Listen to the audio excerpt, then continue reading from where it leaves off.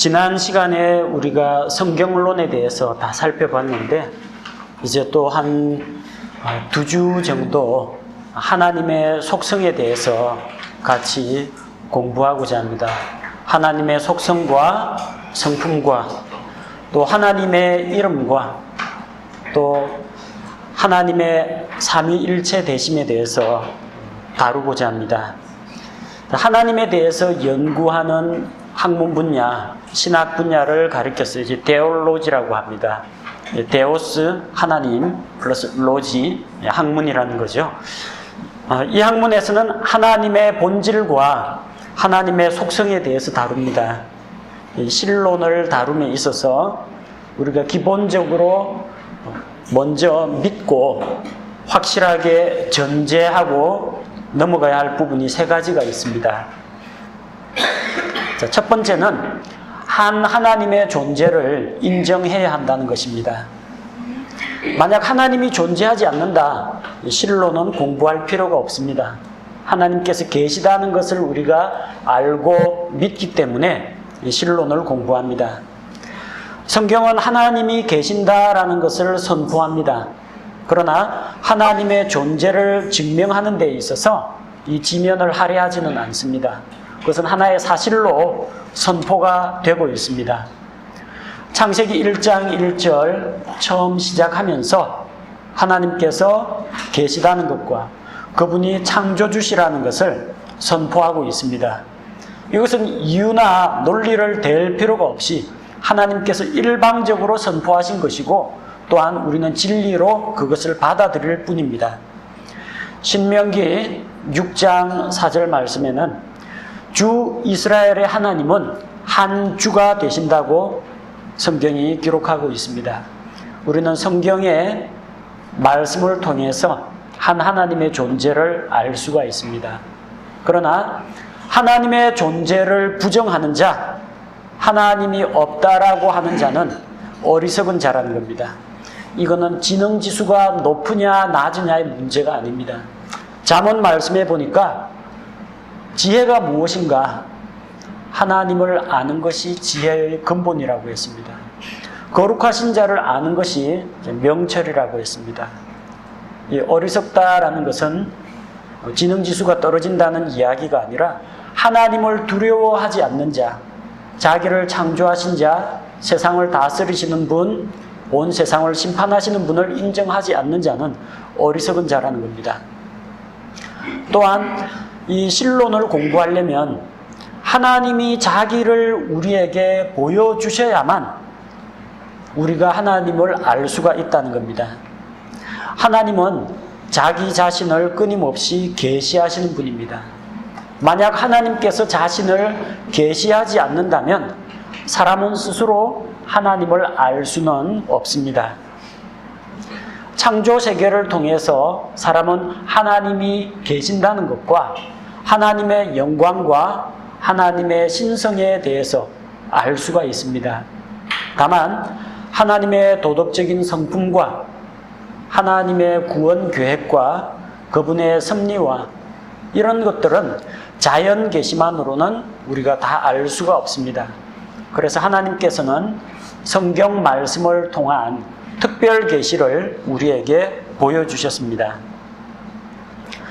세 번째로 우리가 신론을 공부하려면 성경 기록이 있어야 됩니다. 하나님께서는 자신에 대한 그 진리를 계시해 주셨는데 어디에 계시해 주셨느냐? 꿈이나 환상이나 어떤 자연의 법칙 혹은 초자연적인 법칙을 통해서가 아니라 성경 기록을 통해서 자신에 대한 진리를 우리에게 보여주셨습니다.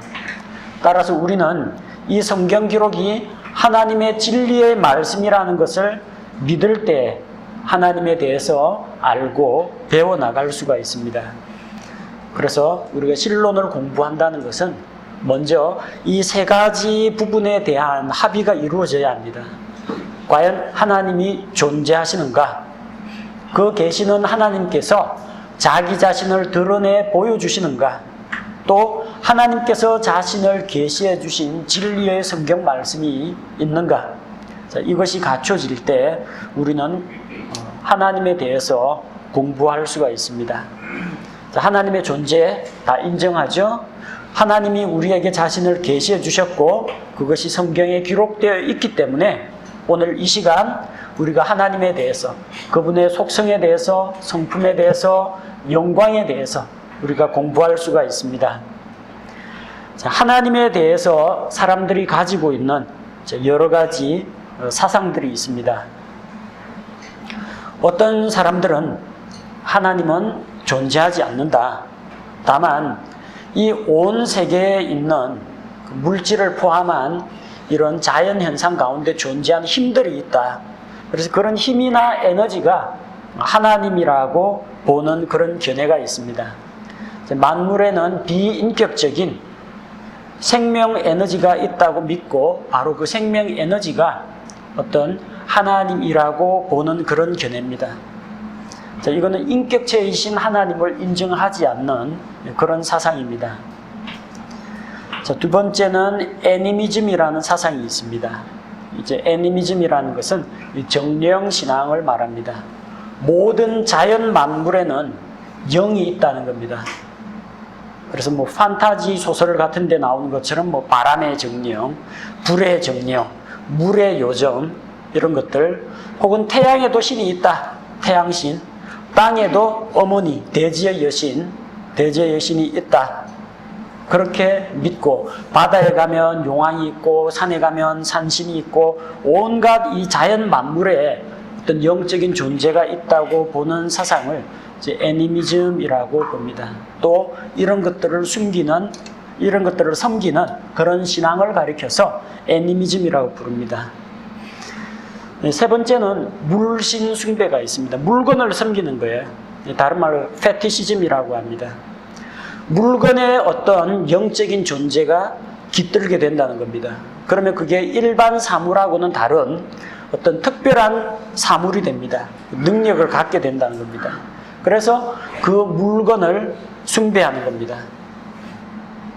다른 나무하고 똑같은데 저 고목나무가 벼락을 맞더니 신통한 영음이 생겨가 그 앞에서 빌면 뭐가 이루어지고, 그 벼락 맞은 고목나무를 잘라가지고 도장을 파면은 악령을 물리치고, 인형이 있는데 인형이 척키 인형 같은 거 악마가 들려가지고 악마가 붙은 그런 인형이 있다라든지, 흔히 말하는 귀신이라는 건 존재하지 않습니다만 일반 사람들이 이야기하는 귀신 붙은 물건, 혹은 이 어떤 영적인 존재의 힘이 깃들어 있는 부적, 이런 것들을 섬기는 것을 물신숭배라고 합니다. 그 다음으로 이제 우상숭배가 있습니다. 사람이 어떤 형상을 만들어 놓으면 또 그 형상에 자꾸 경배하고 절을 하면 그 형상에 신이 거하게 되고, 신은 그 형상을 통해서 그게 나무로 생긴 것이든 돌을 깎아서 만든 것이건 금속을 부어서 만든 것이건 신이 그 형상을 통해서 사람과 관계를 유지한다는 그런 생각입니다. 또 그런 신상이나 형상들을 섬기는 것을 이제 우상숭배라고 부릅니다. 그 다음으로 다신론이 있습니다. 다신론. 여러 신들을 섬기는 입장을 다신론이라고 부릅니다. 그 다음에 이제 택일신론이라는 것이 있는데, 택일신론은 다신론하고 조금 비슷한 부분이 있습니다.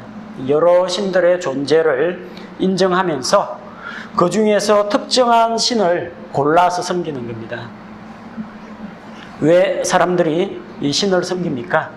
인간이 가지고 있는 한계를 알고 또 자기가 가지고 있는 소망이나 어떤 욕망을 들어줄 어떤 존재를 찾다 보니까 이런 신들을 만들어내고 섬기게 됩니다. 그래서 자기의 필요에 따라서, 자기가 종사하는 직업에 따라서 섬기는 신들이 제각기 달라요. 그래서 가정의 여신, 헤라 여신이 있고, 대장장이 신인 헤파이토스가 있고, 연애, 사랑, 이걸 도와준다고 하는 비너스와 큐피드가 있고, 전쟁의 신인 아레스가 있고, 그리고 지혜의 여신이라고 하는 아르테미스가 있고 각 분야별로 신들이 다 있어요. 자기 필요에 따라서 그 중에서 하나를 골라가지고 선택해서 섬기면 되는 겁니다. 그걸 이제 택일신론이라고 합니다. 자, 그 다음에 이제 이원론이 있는데, 온 세계는 선과 악, 빛과 어둠, 이런 두 가지 세계로 구성이 된다는 겁니다. 그 두 가지 큰 원리에 따라서 선한 신이 있고 악한 신이 있는데, 선한 신과 악한 신이 끊임없이 싸운다는 그런 입장입니다. 대표적인 것이 배화교라고 하죠. 조로아스트교. 아후라 마즈다라고 하는 선한 신과 아후리만이라고 하는 악한 신이 서로 싸우고 그 영향에 의해서 이 세계가 움직이고 돌아간다는 그런 입장입니다. 그리고 범신론, 초월적이고 인격적인 그런 신은 부정하고 이 세계 전체가 모두 다 신이라는 그런 입장입니다. 다음으로 이제 이신론, 데이즘이라고 하는데, 이신론에서는 신의 존재를 인정을 합니다. 그리고 신이 온 세계를 창조했다는 것도 인정합니다. 하지만 신은 세계를 창조하고 인간을 창조했을 뿐, 그 이후로는 인간 세계에는 개입하지 않고 자기가 만든 자연 법칙에 따라서 세계가 흘러가도록 가만히 내버려 두고 인간 세상에는 관여를 하지 않는다는 입장이 이신론입니다. 그럼 그들에게 있어서 신은 뭐냐? 사람들이 가지고 있는 그 이성, 논리, 이 자체가 신이 되는 겁니다. 인간은 역사 발전의 원동력이고 인간의 힘으로 모든 것이 움직이는 것이지 신이 절대로 인간 세상에 개입하지는 않는다. 그런 입장을 이신론이라고 부릅니다. 다음 이제 일신론이 있는데, 초월적이고 인격적이고 도덕적인 신이 한 분이 있다는 겁니다. 이제 한 분할 때 이 분을 퍼슨이라고 합니다. 퍼스널리티. 한 인격체만 존재한다는 겁니다. 우리가 가지고 있는 그런 신앙하고는 다릅니다. 유대 종교가 일신론과 같은 형태입니다. 여호와 하나님만을 인정합니다.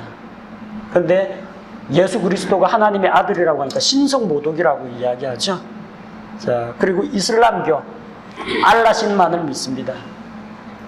예수 그리스도는 그냥 유명한 선지자 중에 한 명이고 마호멧은 가장 위대한 대예언자다. 그렇게 볼 뿐이지 그들은 알라신 이외에는 다른 신이 없다라고 믿습니다. 이걸 이제 일신론이라고 부릅니다. 그리고 신의 존재를 믿지 않는 무신론적인 입장이 있습니다. 초월적인 어떤 인격체가 존재한다거나 자연 법칙을 뛰어넘는 초자연적인 것들, 영의 존재, 신의 존재, 천사, 부활, 천국, 지옥, 이런 것들을 부정하는 입장을 지금 무신론이라고 합니다.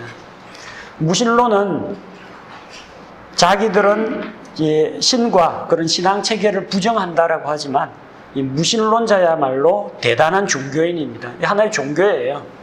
뭘 믿고 있습니까? 신은 존재하지 않는다라는, 자기 입장에서는 확인할 수도 없고 검증할 수도 없고 아는 것도 없으면서 오로지 맹목적인 믿음으로 그렇게 신은 없다라는 믿음을 가지고 있는 겁니다. 대단한 믿음이에요.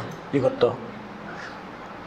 우리는 성경책 보여주고 이렇게 해도 정말 믿을까 말까 의심하는데 그 사람들은 한 번도 이런 것들을 읽어보지도 않고 그냥 내가 없다고 생각한다. 고로 신은 존재하지 않는다.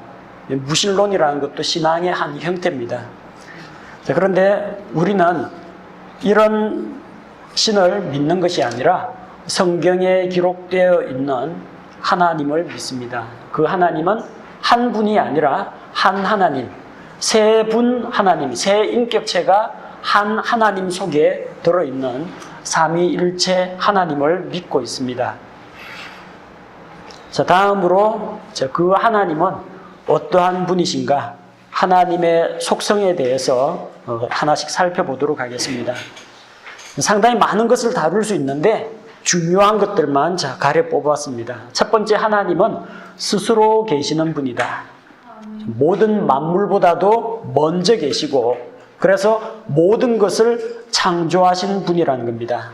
스스로 계신 하나님. 자, 성경 말씀 어디에 나옵니까? 출애굽기 3장 14절 말씀에 기록되어 있습니다. 호렙산 떨기나무 불꽃 가운데에서 하나님께서 모세에게 자기를 계시해 주셨습니다. 하나님께서 모세에게 이르시되 나는 곧 스스로 있는 자니라. 자, 스스로 있는 자니라. 굵은 글씨로 되어 있죠. 영어로 보니까 전부 다 I am that I am이 대문자로 되어 있습니다. 하나님이 이런 분이라는 걸 나타냅니다. 너는 이스라엘 자손에게 이같이 이르기를 스스로 계신 이께서 나를 너희에게 보내셨느니라 하라. 자, 스스로 계시니 I am이라고 되어 있고 모두 대문자로 되어 있습니다. 하나님은 스스로 계시는 분입니다. 다른 어떤 존재에 의해서 창조된 것이 아닙니다. 인간의 어떤 야망이나 욕망이 투사되어서 나타나는 존재가 아니라는 겁니다. 그분 자신이 살아계신 인격체로서 스스로 계신 분입니다. 또한 이 자존하시는 하나님은 우리에게 있어서 모든 것이 되시는 그 하나님을 말합니다. 자, I am that I am이라고 했죠. 나는 나다. 그 이상도 이하도 아닙니다. 나는 나다라는 겁니다. 누가 이렇게 이야기할 수 있겠어요? 사람은 자기를 이야기할 때 어떻게 되십니까? 하면 저 부산에서 온 저 누구라고 합니다. 저 무슨 고등학교 몇 기 누구라고 합니다. 저 어느 회사에 근무하는 누구라고 합니다. 저 지난번에 인사했죠. 누구 친구 누구라고 합니다. 다 상대적으로 자기를 내세울 수밖에 없어요. 나는 나다라고 이야기하실 수 있는 분은 다른 모든 창조물하고는 구별이 되는 스스로 계신 하나님밖에 없다는 겁니다.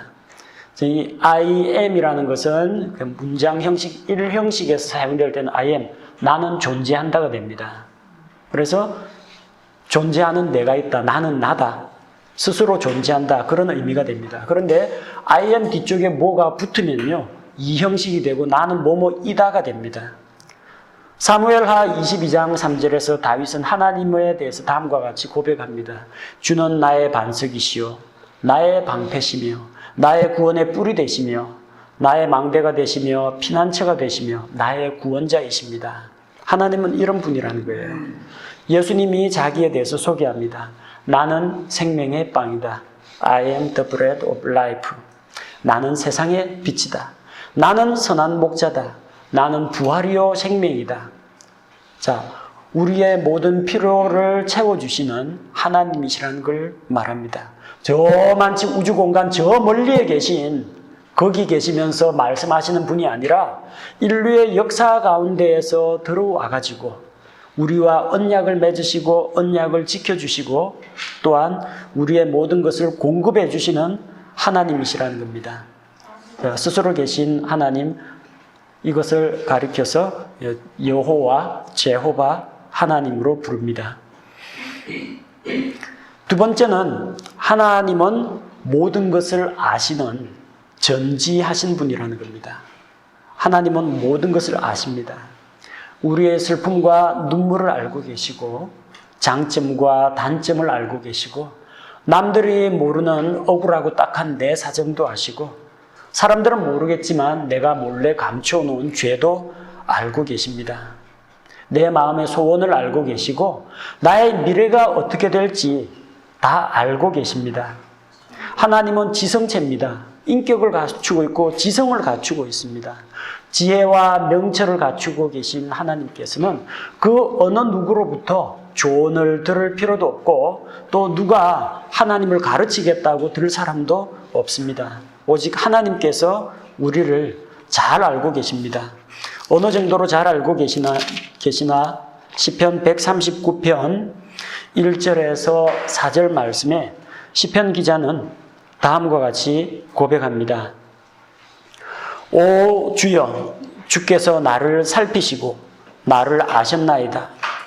주께서 나의 앉고 일어서는 것을 아시고 멀리서도 나의 생각을 이해하시오며 나의 행로와 나의 눕는 것을 둘러싸심으로 나의 모든 길을 익히 아시오니 보소서 오 주여 내 혀의 말 중에 주께서 알지 못하는 것이 단 하나도 없나이다. 아멘. 좋습니까? 무섭습니까? 나의 모든 것을 알고 계시는 하나님이 계신다는 거예요. 얼마나 두렵고 떨리는 일인지 모릅니다. 그런데 이 하나님이 왜 나에 대해서 알고 계시느냐는 겁니다. 하나님이 혹시 악한 생각, 나쁜 마음을 품고 스토킹하기 위해서, 나를 괴롭히기 위해서 요 녀석 한번 당해봐라 하고 그 때문에 나를 알고 계시느냐? 아니면 나의 필요를 채워주고 도와주기 위해서 알고 계시느냐? 거기에 따라서 우리 입장은 다를 겁니다. 시편 기자는 하나님께서 자기를 잘 아신다는 것을 발견했어요. 하나님 앞에서 숨을 수가 없다. 그걸 발견했습니다. 그래서 하나님 앞에 오히려 자기 자신을 내어놓습니다. 139편 23절과 24절을 계속 읽어보겠습니다. 오 하나님이여 나를 살피사 내 마음을 아시고 나를 시험하사 내 생각들을 아시옵소서. 또 내 안에 어떤 사악한 길이 있는지 보시고 나를 영존하는 길로 인도하소서. 아멘. 이 하나님이 정말 나를 사랑하심으로 나에 대해서 아신다면은 우리의 모든 것들을 다 내어놓고 그분 앞에 맡길 수가 있다는 것입니다. 자, 이 하나님께서 아신다라는 것. 그러나 성경은 하나님께서 모르시는 것도 있다고 이야기합니다. 하나님이 모르는 게 있다. 하나님도 모르는 게 있다. 신성모독이 아니라 진짜로 하나님이 모르는 게 있다라는 겁니다. 히브리서 10장 17절 말씀해 보니까 또 내가 그들의 죄들과 불법들을 다시는 기억하지 아니하리라 하셨느니라. 여러분, 히브리서 10장 17절이 하나님의 말씀이거든요. 그럼 이대로 이루어진다고 믿습니까?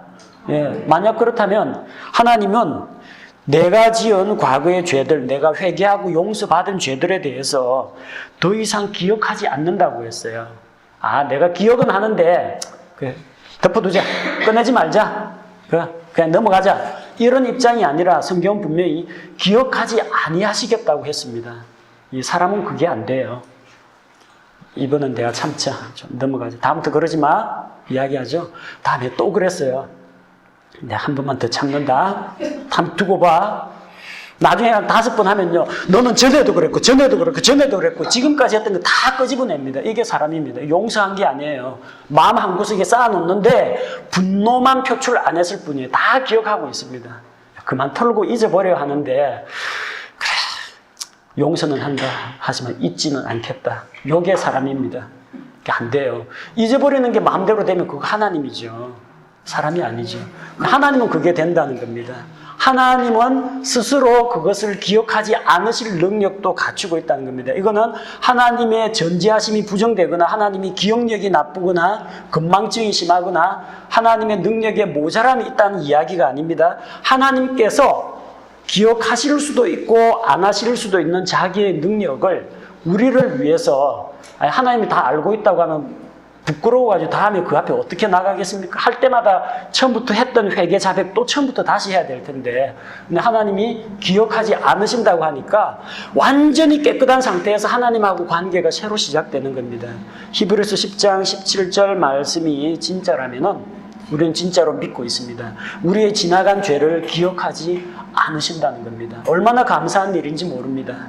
우리는 잊어버리는 능력은 없어요. 기억하고 꽁하니 이런 능력은 있는데 하나님의 전지하심은 모든 것을 아시지만 이미 용서한 죄에 대해서는 기억하지 않으시겠다 하면은 안 할 수 있는 그 능력이 진짜 전지하신 능력이라는 겁니다. 예, 세 번째는 전능하신 하나님입니다. 우리 항상 찬송 부를 때도 전능하신 하나님, 기도할 때도 전능하신 하나님, 힘과 도움이 필요할 때마다 얼마나 이 이름을 부르는지 모릅니다. 하나님께서는 모든 것을 하실 수가 있다는 겁니다. 창세기 17장 1절, 아브라함은 절망적인 상황입니다. 하나님의 약속의 말씀을 따라서 가나안 땅에 왔습니다. 그리고 이 땅을 너와 내 씨에게 주겠다 약속도 받았습니다. 문제는 뭡니까? 약속은 받는데 씨가 없어요. 아들이 없다는 겁니다. 근데 이제 나이가 100세 다 돼가고 사라는 99세 다 돼가고 아브라함은 이제 생산 능력이 없고 사라의 경수는 이미 끊어진 지 오래고 도저히 가망이 없는 거예요. 그런데 그때 전능하신 하나님께서 아브라함에게 나타나셔서 약속을 상기시켜 주시고 또 그 약속을 지키겠다고 재확인을 해 주십니다. 전능하신 하나님께는 100세 된 사람이 아들을 낳는 것도 가능합니다. 예레미야 32장 17절에는 하나님에게는 너무 힘들고 어려운 일이라는 것은 존재하지 않는다고 합니다. 우리는 하나님 앞에서 정말 하나님 참 죄송합니다만 이렇게 좀 큰 거 구하겠습니다. 큰 거 갖고 나갑니다. 자기가 정말 하나님 앞에 간절히 바라는 거 정말 이루기 힘든 큰 걸 가지고 나갑니다. 근데 하나님 앞에서는 그렇게 큰 소원이 없다는 겁니다. 온 우주 만물을 창조하시고 모든 것을 할 수 있는 능력을 갖춘 하나님, 그 하나님 앞에서는 아무리 큰 소원이라도 정말 이 먼지보다도 더 작은 것에 지나지 않습니다. 하나님은 모든 것을 하십니다. 그런데 성경은 또한 하나님께서 하실 수 없는 것이 또 있다고 합니다. 이게 무슨 신성모독적인 발언이 아니냐 할지 모르지만 성경에 그렇게 기록되어 있기 때문에 우리는 그렇게 믿습니다. 디도서 1장 2절 말씀해 보니까 영원한 생명의 소망 안에서 사도가 되었는데 이 생명은 거짓말 하실 수 없는 하나님께서 세상이 시작되기 전에 약속하셨으나 하나님께서 약속을 주신 것이 있는데 이 약속은 어떤 하나님? 거짓말 하실 수 없는 하나님. 하나님이 못하는 게 있습니다. 거짓말 못한다는 겁니다. 이건 하나님께서 전능하심을 훼손하는 것이 아니라 하나님의 도덕적인 성품 자체가 거짓이나 불이나 더러운 것을 전혀 갖추지 않은 분, 순수하고 완전하고 깨끗한 분이기 때문에 거짓말을 하실 수가 없다는 겁니다. 또한 디모데후서 2장 13절 말씀을 보면 우리가 믿지 아니하여도 그분은 항상 신실하시니 자신을 부인할 수 없느니라. 하나님은 자기 자신의 존재를 부인하실 수가 없습니다. 왜? 그분은 스스로 존재하시는 분이고 또 우리에게 자신을 계시해 주셨기 때문에 우리는 혹시 어떤 협박이나 위협에 의해서 하나님을 부인할지도 모르지만 하나님께서는 자기 자신의 존재에 대해서 자기를 부인하실 수가 없는 분이라는 겁니다. 이건 하나님의 능력이 모자란다 그런 문제가 아니라 하나님의 거룩하심과 하나님의 신성의 본질과 연관된 그런 문제라는 겁니다. 전능하신 하나님께서 계십니다.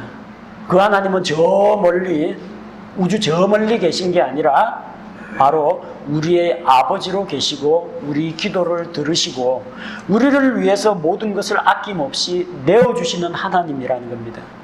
이런 전능하신 하나님이 나의 하나님이시라면 모든 것을 하실 수 있는 그 하나님께서 여러분의 곁에 계시다면 도대체 뭐가 그리에 걱정이 됩니까? 먹고 살 게 걱정이 됩니까?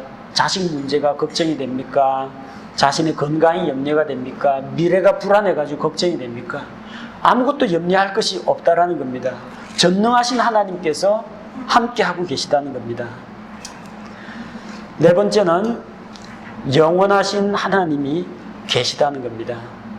하나님은 시작도 없고 끝도 없고 시간을 초월해 계시는 분입니다. 영원 이전부터 영원 이후까지도 계시는 분입니다.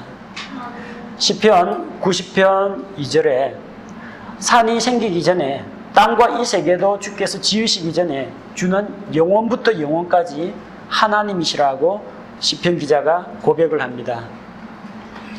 요한계시록 1장 11절에는 주께서는 알파와 오메가가 되시고 그리스어 알파벳 가운데 첫 글자가 알파입니다. 마지막 글자가 오메가입니다. 곧 처음과 나중, 시작과 끝마침이 되시는 분이 주 하나님이시라는 겁니다. 이 하나님은 영원합니다. 영원토록 계시다는 겁니다. 그리고 이 하나님은 변치 않는 하나님입니다. 불변하시는 하나님. 하나님이 변함이 없으시기 때문에 우리가 흔들리지 않고 안정적인 가운데에서 확실한 진리의 말씀을 붙잡을 수가 있습니다. 자, 시편 기자는 시편 102편 26절, 27절에서 다음과 같이 고백하고 있습니다. 자, 그것들은 사라지려니와 오직 주께서는 지속하시겠고 참으로 그것들은 다 옷같이 낡아지리니 주께서 의복같이 그것들을 바꾸시면 그것들이 바뀌려니와 주께서는 동일하시고 주의 횟수는 끝이 없으리이다. 주께서는 언제나 동일하신 분입니다. 민수기 23장 19절 말씀에 의하면은 하나님께서는 자신이 가지고 있는 그런 신성의 본질, 거룩한 성품, 그분의 계획이 변하지 않는다고 말씀하십니다. 하나님은 사람이 아니시니 거짓말하지 아니하시고 사람의 아들이 아니시니 뜻을 돌이키지 아니하시는도다. 그분께서 말씀하셨은즉 그것을 행하지 아니하시리요 그분께서 이르셨은즉 그것을 실행하지 아니하시리요. 자, 하나님께서는 뜻을 돌이키지 아니하시는 하나님, 불변하신 하나님이라는 것을 보여주고 있습니다. 하나님이 이랬다가 저랬다가 변덕을 부린다면 그거 얼마나 피곤하겠습니까? 전 세계 모든 사람, 우주 만물이 이랬다 저랬다 그 장단에 출렁댈 수밖에 없습니다. 그러나 변함없이 한결같으신 주 하나님이 계시다는 것을 보여줍니다. 자, 여기서 민수기 23장 19절에 보니까 하나님께서는 뜻을 돌이키지 않으신다고 기록이 되어 있고요. 출애굽기 32장 14절에는 오히려 그 반대로 기록이 되어 있습니다. 출애굽기 32장 14절에 보니까 주께서 자신의 백성에게 내리려 하던 그 재앙에서 뜻을 돌이키시니라. 아까는 뜻을 돌이키지 않는다고 했고 여기는 뜻을 돌이킨다고 했습니다. 그리고 요나 4장 2절 말씀을 보면 자, 주께 기도하며 이르되 오 주여 간구하오니 내가 아직 내 나라에 있을 때 내 말이 이러하지 아니하였나이까. 그러므로 내가 먼저 다시스로 도망하였사오니 이는 주께서 은혜로우시며 긍휼이 많으시고 분노하기를 더디하시며 큰 친절을 베푸사 재앙에서 뜻을 돌이키시는 하나님이신 줄을 내가 알았기 때문입니다. 여기는 뜻을 또 돌이킨다라고 되어 있습니다. 자, 하나님께서 그럼 뜻을 돌이키실까요? 안 돌이키실까요? 서로 모순되는 말씀인 것처럼 보입니다. 한쪽에서는 뜻을 돌이킨다. 한쪽은 뜻을 돌이키지 않으신다. 영어 성경에 repent라고 되어 있습니다. repent라는 단어가 사람에게 사용될 때에는 후회하다라는 뜻으로 사용됩니다. 후회하다 혹은 회개하다, repent라고 합니다. 그러나 하나님은 후회하시는 하나님이 아닙니다. 왜? 그분의 뜻과 계획이 한결같으시고 자신의 결정에 대해서 하나님께서는 반성하거나 뉘우치는 분이 아니기 때문입니다. 개혁성경에는 하나님께서 뉘우치사 그렇게 되어 있지만 하나님은 자기의 잘못을 인정하고 뉘우치고 그런 분이 아닙니다. 그분은 잘못을 저지르지 않기 때문에요. 그래서 우리 번역할 때 이것을 뜻을 돌이키다라고 번역을 했는데 민수기 23장 19절에서 이야기하는 것은 하나님께서 자신의 거룩하신 성품을 벗어나서 역행하는 일이 없다는 겁니다. 하나님의 섭리와 계획이 있으면 그 섭리와 계획이 변하지 않는다는 겁니다. 그런데 우리가 읽었던 출애굽기 그리고 요나에 나오는 뜻을 돌이키다라는 것은 왜 뜻을 돌이키다고 했냐? 하나님이 이 우상 숭배한 자들, 이 범죄한 도시에 대해서 징계를 내려가지고 그들에게 형벌을 내리시기로 하셨어요. 왜요? 하나님의 거룩하심 때문에 죄인을 심판하시겠다는 겁니다. 자, 그런데 어떤 일이 일어났어요? 요나 3장에 보니까 니느웨 백성이 하나님을 믿고 금식을 선포하고 굵은 베옷을 입고 전부 다 회개했어요. 리펜트였어요. 사람이 리펜트.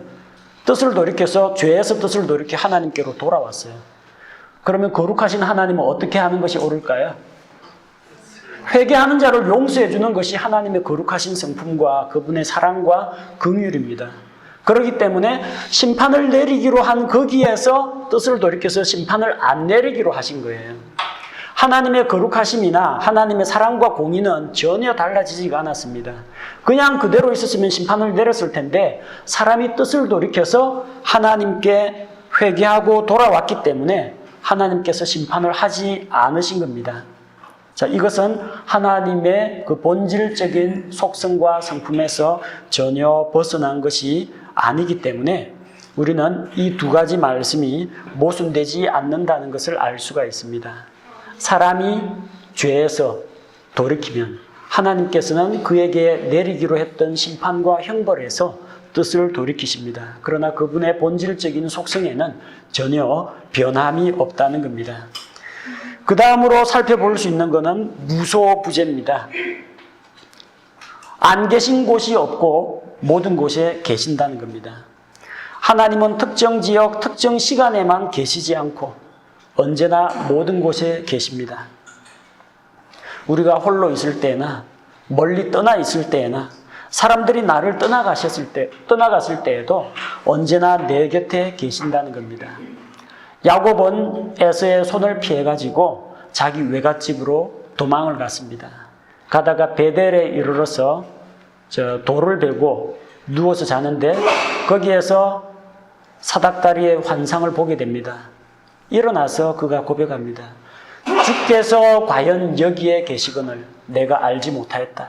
자기는 하나님께서 자기 아버지가 만들어 놓고 제단 주변에만 하나님이 계신 줄 알았는데 자기가 베델로 가는 그 여정에서도 여기에도 정말 하나님이 계시는구나 그걸 발견하게 됐어요. 어리석게도 요나는 하나님이 어떤 지역을 다스리는 그런 신이라고 생각을 하고 내가 배를 타고 저 다시스의 섬들로 도망을 가면 하나님이 못 잡으러 올 거라고 생각했습니다. 그러니까 도망가겠다는 어이없는 생각을 한 거예요. 근데 성경은 뭐라고 이야기합니까? 예레미야 23장 24절에 보니까 주는 온 천지에 충만하신 분이라고 성경이 기록하고 있습니다. 조금 전에 읽었던 시편 139편 17절에서 12절 말씀을 보면 내가 주의 영을 떠나 어디로 가리이까? 혹은 내가 주의 앞을 떠나 어디로 피하리이까?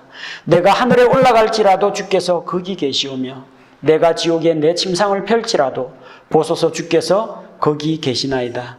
내가 아침의 날개들을 취하여 바다 맨 끝 지역들에 가서 거할지라도 거기서도 주의 손이 나를 인도하시며 주의 오른손이 나를 붙드시리이다. 내가 말하기를 어둠이 반드시 나를 덮으리라 할지라도 밤조차 나를 두르는 빛이 되리이다. 참으로 어둠이 주를 떠나 숨지 못하며 밤이 나처럼 빛을 내나니 주께는 어둠과 빛이 다 같으니이다. 우리가 땅끝으로 가서 도망간다고 해서 도망갈 수 있는 게 아닙니다. 하늘에 올라갈지라도 바다 밑바닥까지 내려갈지라도 주께서 나를 발견하고 찾아내신다는 겁니다. 이 하나님 앞에서 도망하여 피하거나 숨을 수가 없다는 겁니다. 다음으로 우리가 살펴볼 것은 하나님의 주권입니다. 하나님은 주권적인 권세를 가지고 모든 것을 다스리시고 그분의 뜻을 따라 행하신다는 겁니다. 이사야 46장 9절에서 17 말씀은 주께서는 스스로 자신이 기뻐하시는 일을 하실 수 있는 분이라고 했고 에베소서 1장 11절에서는 하나님께서 모든 것을 자신이 뜻하신 계획대로 이루시는 분이라고 했습니다. 또한 다니엘 4장 35절에서는 하나님에 대해서 어떻게 묘사하고 있느냐면 다니엘 4장 35절 그분께서는 땅의 모든 거주민을 아무것도 아닌 것으로 여기시며 하늘의 군대 안에서든지 땅의 거주민들 가운데서든지 자신의 뜻대로 행하시나니 아무도 그분의 손을 멈추게 하거나 그분께 이르기를 당신이 무엇을 하나이까 하지 못하리라. 하나님이 자신의 뜻을 행할 때 아무도 간섭하거나 막을 수가 없다는 겁니다. 이것이 하나님의 본질적인 영광스러운 속성들입니다. 얼마나 우리에게 위로가 되는지 모릅니다. 나의 모든 것을 알고 계시고 또 나를 위해서 모든 것을 들어주실 수가 있고 그런 하나님이 있다는 것이 우리에게 큰 행복입니다. 사람은 흔들리고 변합니다. 사람은 누군가가 나에게 좋은 약속을 해줄 수가 있어요. 내가 내년에 너한테 자동차 한 대 선물하겠다. 약속을 할 수가 있습니다. 그 약속이 지켜질지 안 지켜질지가 몰라요. 내게 정말 필요한 것이 자동차인지 그 자동차를 가지고 내가 어떤 일을 겪게 될지 그 사람은 모릅니다. 하나님은 알고 계시고요. 사람은 돈이 있을 때는 사줄 수가 있겠지만 돈 없으면 못 사줍니다. 사람의 능력은 제한될 수밖에 없어요. 사람은 사주겠다고 했는데 그 사람 죽어버리면 약속 지킬 사람은 없습니다. 하나님은 영원토록 계십니다. 하나님은 죽거나 변질되는 분이 아닙니다. 사람은 사주겠다 약속했지만 약속 어기는 경우가 얼마나 많습니까? 그때는 그때고 지금은 내 경제 사정이 달라졌다. 그때는 너가 좋아서 그랬지만 지금 너하고 나하고 관계가 이렇게 나빠지지 않았냐. 사람은 변합니다. 하나님은 변하지 않습니다. 사람은 언제나 곁에 있지는 못합니다. 우리 아버지가 언제까지나 우리 옆에 붙어가지고 돌봐주고 지켜주고 해줄 수가 없습니다. 정작 도움이 필요한데 남편이 출장 가 있어가지고 남편은 있는데 도와줄 사람은 없는 경우, 그런 경우도 있죠. 하지만 하나님께서는 언제나 항상 우리 곁에 계시는 분이라는 겁니다. 이런 하나님이라면 우리가 믿고 의지할 수 있지 않습니까? 스스로 계시고 주권을 가지고 모든 것을 다스리시고 전지전능하시고 영원불변하시고 무소부재하신 그런 하나님이라면 정말 우리가 믿고 섬기고 따르더라도 절대적으로 우리가 신뢰할 수 있는 그런 하나님이시라는 겁니다. 이런 하나님의 속성들을 성경 구절들을 찾아가면서 조금씩 더 열심히 깊이 공부해 보시면 우리가 안고 있는 문제거리나 걱정거리가 정말 별거 아니라는, 그리고 정말 하나님께서 나를 위해서 이 모든 것들을 해결해 주실 수 있는 분이라는 것을 우리가 발견하게 될 겁니다.